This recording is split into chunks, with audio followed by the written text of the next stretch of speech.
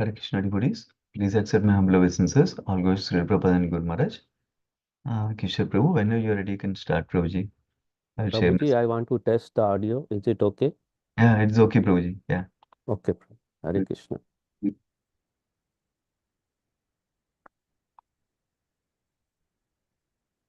Hare Krishna, dear devotees. Today we are reading from Canto 4, chapter 21. Instruction by Maharaja Prithu. Om Namo Bhagavate Vasudevaya. Om Namo Bhagavate Vasudevaya. Om Namo Bhagavate Vasudevaya. नारायणं नमस्कृत्यं नरं चैव नरोत्तमं देवीं सरस्वतीं व्यासं ततो जयमुदीरयेत् नष्टप्रायेषु अभद्रेषु नित्यं भागवत सेवया Bhagwati उत्तमश्लोके भक्तिर्भवति नैष्टिकी.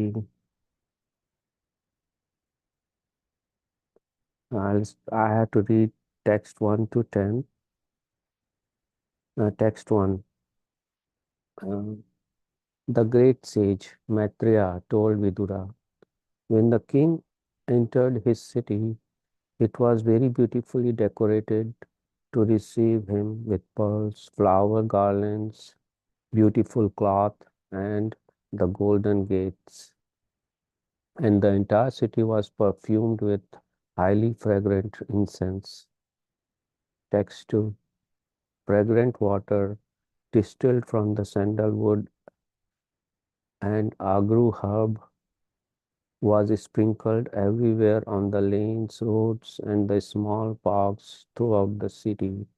And everywhere were decoration of unbroken fruits, flour, wetted grains, buried minerals, and lamps, all presented as auspicious paraphernalia. Text 3. At the street crossing, there were bunches of fruits and flowers, as well as pillars of banana trees and betel nut branches. All these combined decorations everywhere looked very attractive. Text 4. As king entered the gate of the city, all the citizens received him with many auspicious articles like lamps, flowers, and yogurt. The king was also received by many beautiful unmarried girls.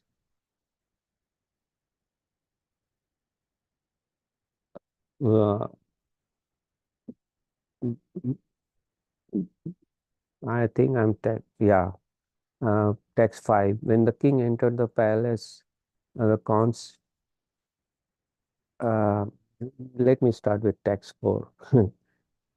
As the king entered the gate of the city, all the citizens received him with many auspicious articles like lamps, flowers, and yogurt. The king also received by many beautiful unmarried girls whose bodies were bedecked with various ornaments, especially with earrings which collided with one another.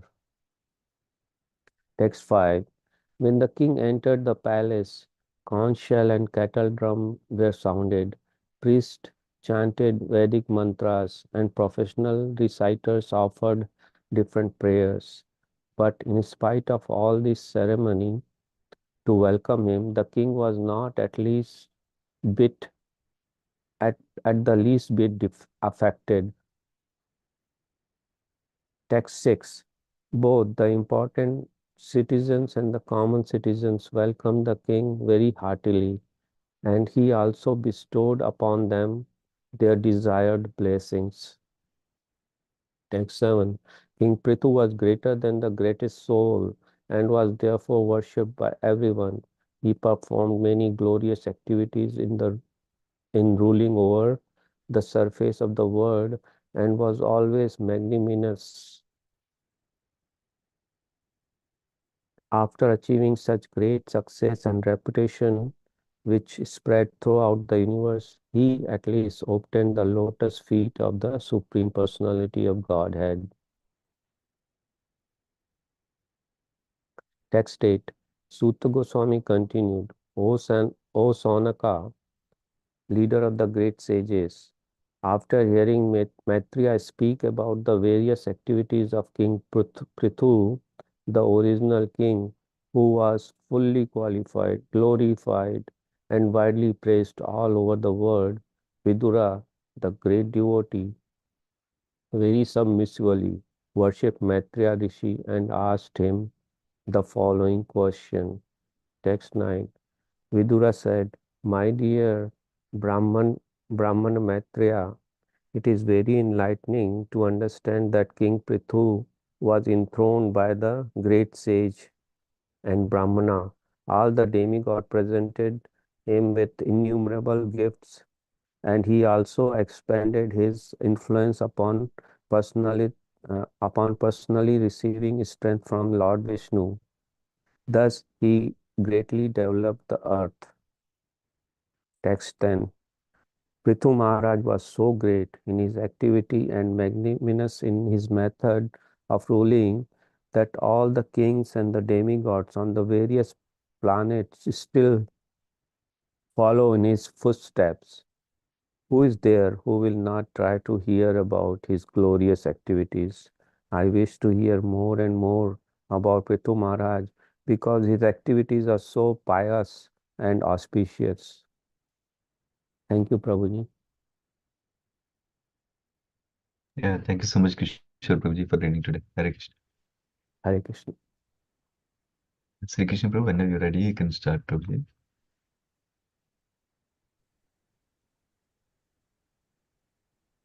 Hare Krishna.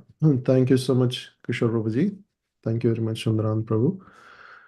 Krishnaya Vasudevaya Devaki Nandanaya Cha Nandagopakumaraya Govindaya Namo Namaha Vairagya Vidya Nija Bhakti Yogam Sikshashtamekam Purusha Puranam Shri Krishna Chaitanya Sariradari Kripambudirtamaham Prapadye Hare Krishna Krishna Krishna Hare Hare Hare Rama Rama Rama Hare Hare. Hare Krishna, dear devotees. Today we are reading this new chapter. So in the previous chapter, we have seen how Lord Vishnu appears in the sacrificial arena of Maharaj Prithu. And generally when Lord Vishnu appears, he doesn't speak a lot. But in this particular chapter, he speaks a lot of verses. And he also comes along with Indra. So in the pastimes of Lord Krishna, Indra takes the shelter of Kamadhenu Surabhi cow, right? So, and then Krishna also excuses Indra. So in this situation, he takes the shelter of Lord Vishnu, and also he gets excused.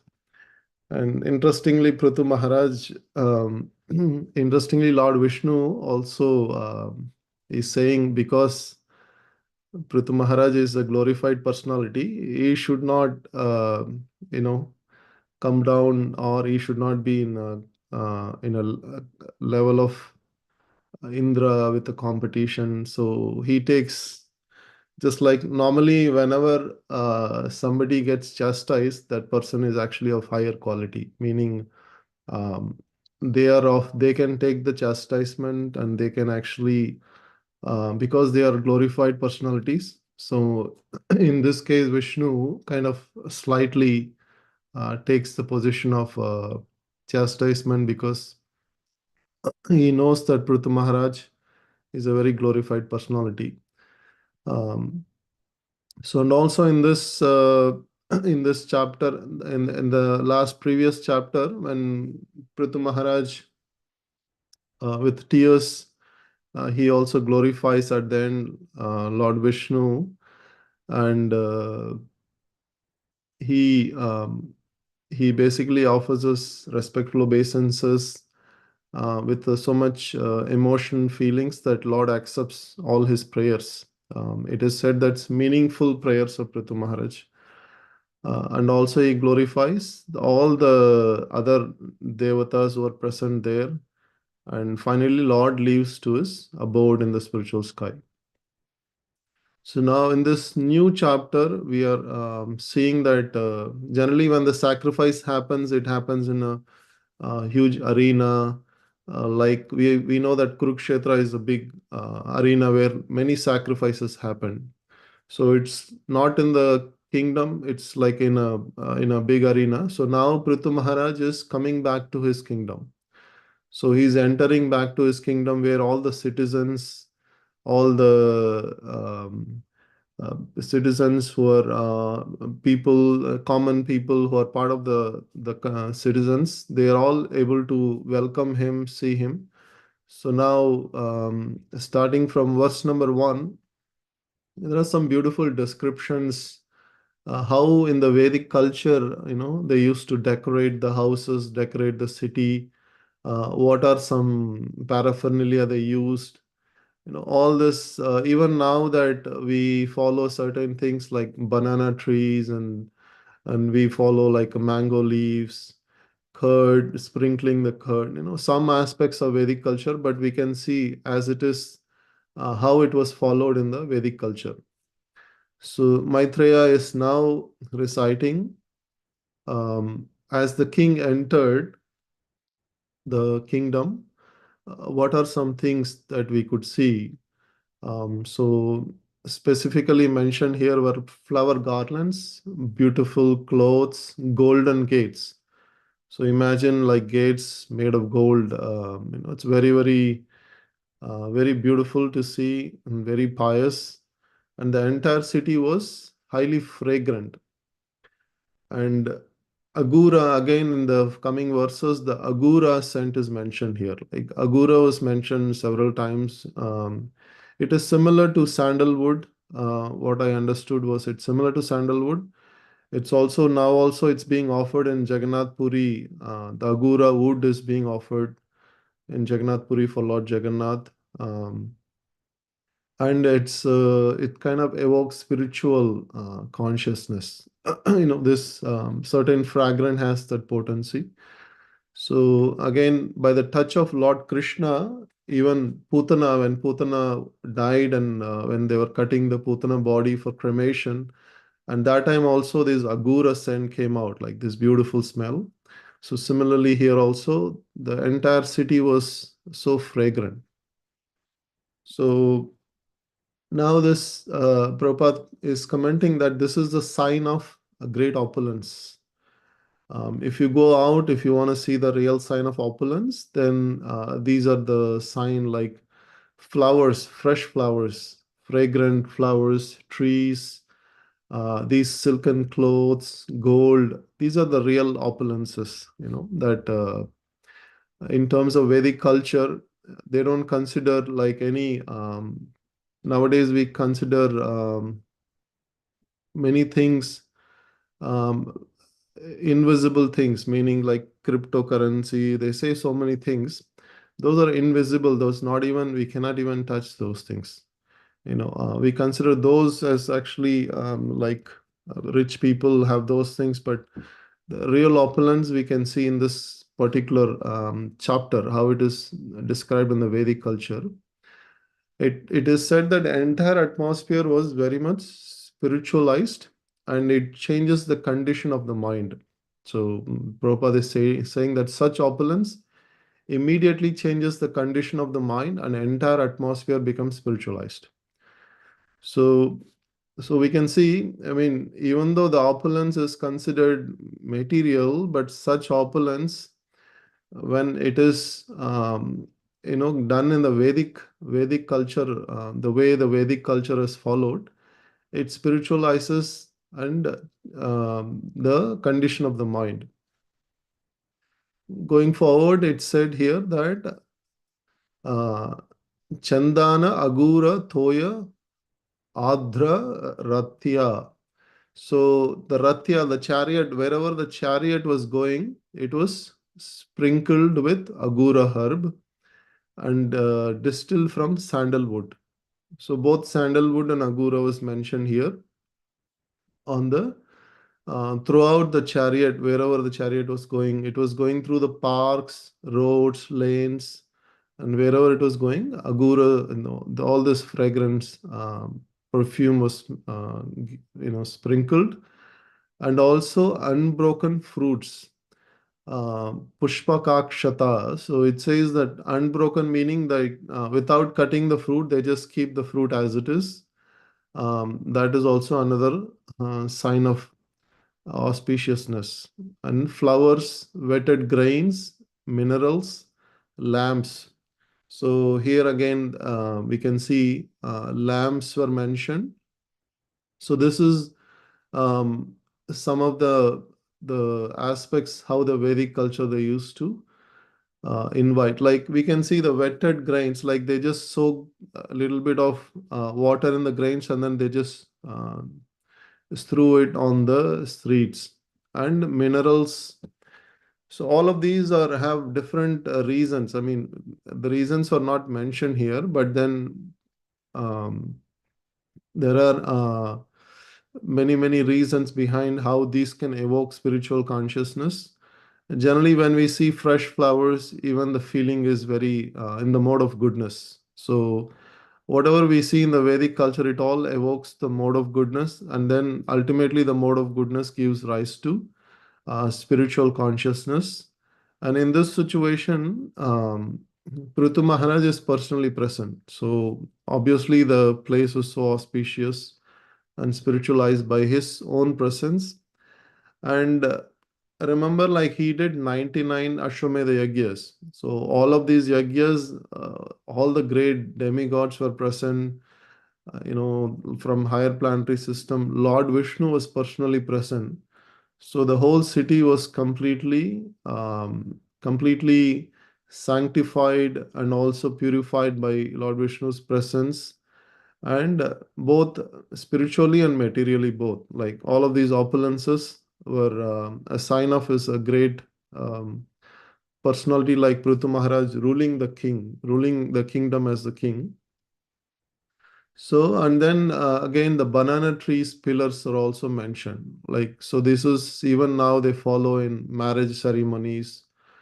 And in the Western world, it's not so because the banana trees were not growing in the cold places, but it is even followed now. Betel nuts, branches, fruits, and flowers. All of these are sign of a great opulence as well as auspiciousness. So now together it was looking very attractive and very it's mentioned here like all of this together, even the mango leaves, all of this together is very attractive, and everybody all of this combined together, it creates auspiciousness. So now another, I mean, some more points of how auspiciousness decorations happen. So here, as the king entered the gate of the city, there was yogurt that was spilled, and lamps and flowers. And it is also mentioned here that kanyascha, like unmarried girls, and they were also present as welcoming the king. So this is another sign of a Vedic culture that's mentioned here. And they were bedecked with many various ornaments. And Prabhupada quotes that in the Vedic culture, unmarried girls who are very clean internally and externally, and they are all very auspicious. So king is being welcomed by all these auspicious citizens. Um, and he's also saying how the in the Vedic culture, the woman is always protected until marriage by father, and then after marriage by the husband, and then after the husband takes sannyas, it's they are protected by the elderly grown-up children. So this point comes again by Srila Prabhupada. So he is basically appreciating the purity that was followed in the Vedic culture. And so in the text number 5, um, when the king entered the palace, there were conch shells and kettle drums were sounded by Vedic um, and also the Vedic mantras were chanted by different reciters. So another point here is Gatak Smayaha. So it is mentioned that after all of these great welcoming, opulence, everything, the king is unwavering. Like he stood very sober. He is not even slightly moved by any pride or anything. He is not even considering he's so great or anything like that. So because he's so much filled, his heart is so much filled. And Prabhupada also gives the example of a tree with so much fruits. It doesn't, waver. Like it's already full in itself, so that the tree doesn't become pride and then stand upright like that. So example. So this is another sign of his great, the King Prithu Maharaj's great personality. So how great personalities, they are not proud of anything that they possess. They always very humble. So this is another sign of his greatness. So, and then the verse number 6, it is mentioned that um, so all the common citizens as well as the important citizens, they were both were present welcoming the king. So in the kingdom, there will be ministers, there will be several highly qualified ministers, and there will be, very poets and shastrik jnanis. There will be several important citizens as well as common citizens. They both are present. They both are welcoming the king here. So it is mentioned here that Pritaha Priya Varapradaha. So Priya Varapradaha. So Varapradaha means he is bestowing all the benedictions to the citizens. Like the king is actually giving all the benedictions and fulfilling the desires of the citizens. So this could be internally and externally. He's giving gifts, and also he is internally fulfilling their desires by his appearance and his glance. So it can be taken both ways. So Prabhupada comments in this verse also. He says that how the king, he is very much inclined to mitigate the grievances of the citizens. So he tries to fulfill the citizens' desires. He has like one-on-one dealings sometimes with the citizens. So he is very much personal. So, but in the modern day, the democracy, there is no personal dealings. Like, the entire government is seen like a one group of people, and president is a person. Still, they don't see him like a one-on-one dealing. Like most of the time, the government is considered like just a power behind, right? So he's saying that's a difference between a monarchy and a democratic government. So in the monarchy, they had a one-on-one relationship. Sometimes the king used to personally fulfill the desires and grievances, and he used to immediately rectify anything that has to be done for immediate satisfaction. So this is again Prabhupada bringing out the current day democratic government versus the monarchy government.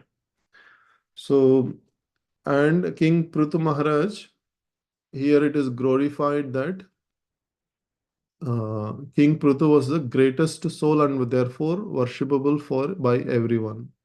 So here Maitreya Rishi is glorifying. Now he is saying that how he was magnanimous. So here the word used was Mahan Mahatamaha. So Mahatamaha is like the greater than the greatest personality.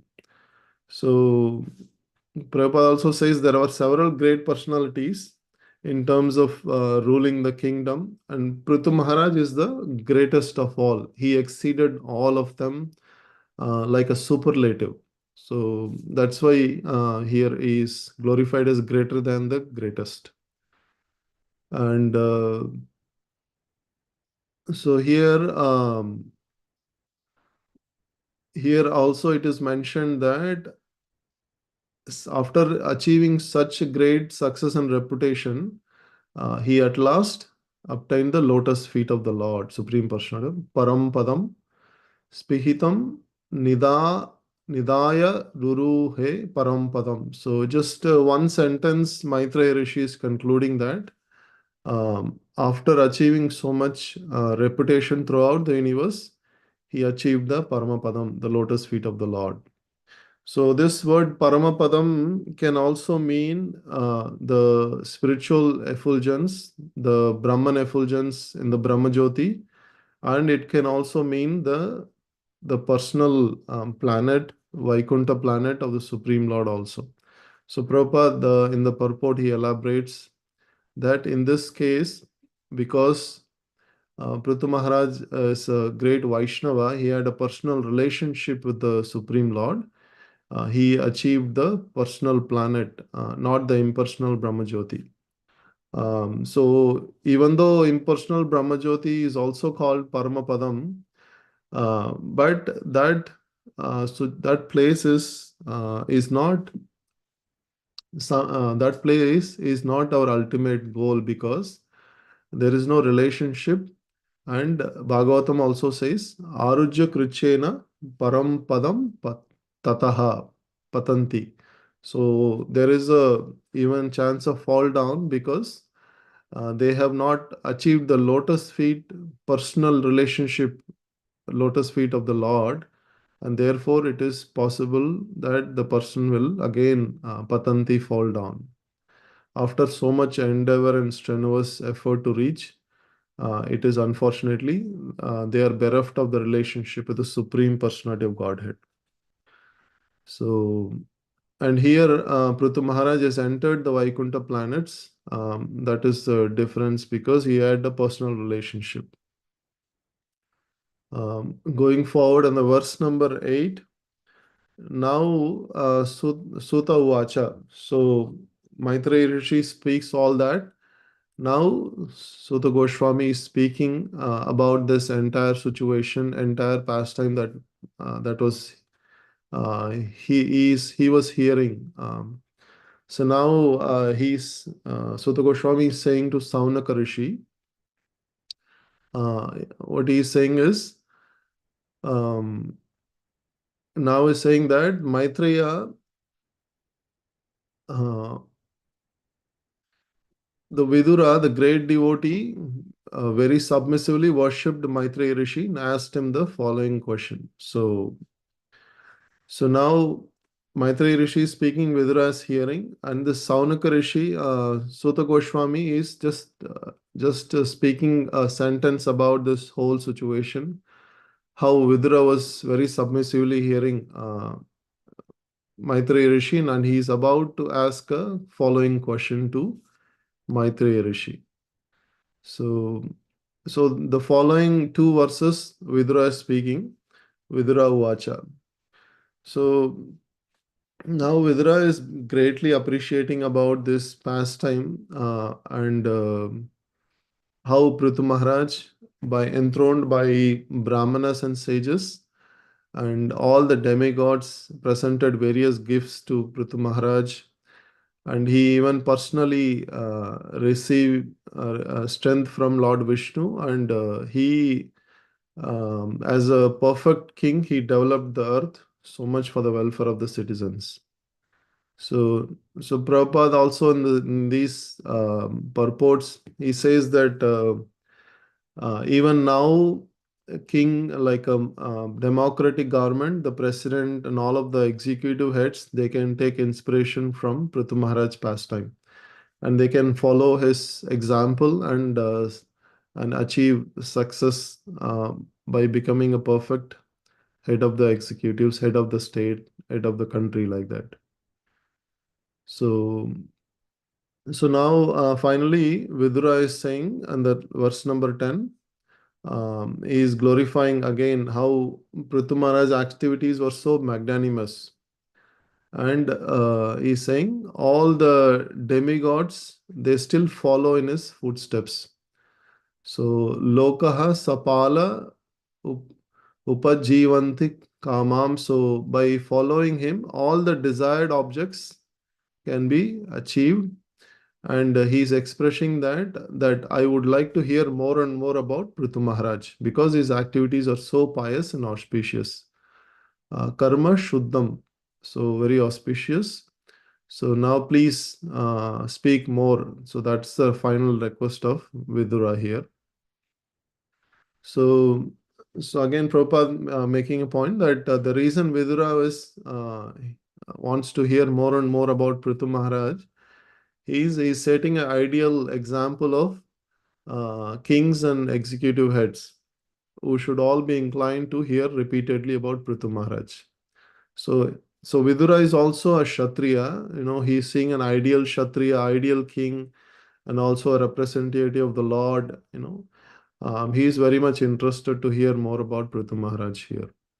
So this concludes today's verse. And Prabhupada also finally quotes, therefore, no nation in the world is, unfortunately, at the present moment, no one cares to hear about Prithu Maharaj or to follow in his footsteps.